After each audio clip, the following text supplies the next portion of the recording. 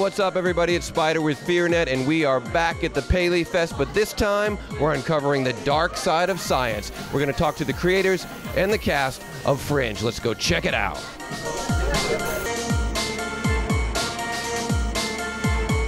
Your character, how do I put this, has a bit of a chip on his shoulder. Where does this attitude problem come from? I think most of the attitude with Dad is just, pissed off teenage son stuff. And as he finds himself, becoming more and more enamored of this relationship that he's developing with his dad, I think part of him is enjoying it more, and the other part of him is hating the fact that he's enjoying it. So I was thinking about, your co-stars' characters are both fairly extreme personality types. Do you ever get envious that your character is sort of seemingly normal? Yeah, all the time, especially when, we're in that lab for hours and hours, and they're all giggling and playing with all of the, bits of scientific equipment, and I have to stand around going, that's enough, now tell me, what have you got for me?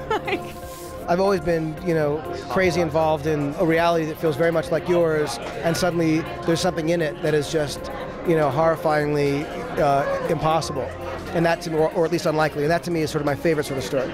I know that the guys have always been really adamant that that Fringe, doesn't get too weighed down in that. They want it to continue to be something that people can dip into, and it's not going to become so convoluted that you can't pick it up. This could be the generation after you and I's X-Files.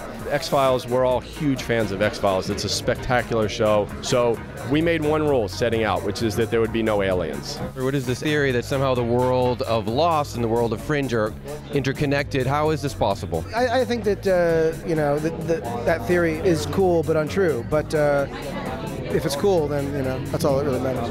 Well, I'm glad that we had a chance to shoot everybody's dreams down here tonight.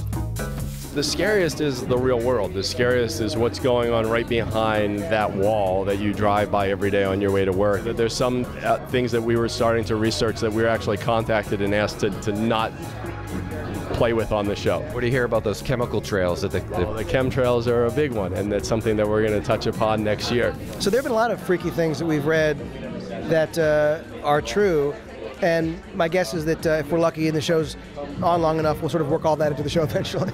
J.J. Abrams always likes to infuse a lot of mythology and mystery into his shows. Is that an important part of it for you?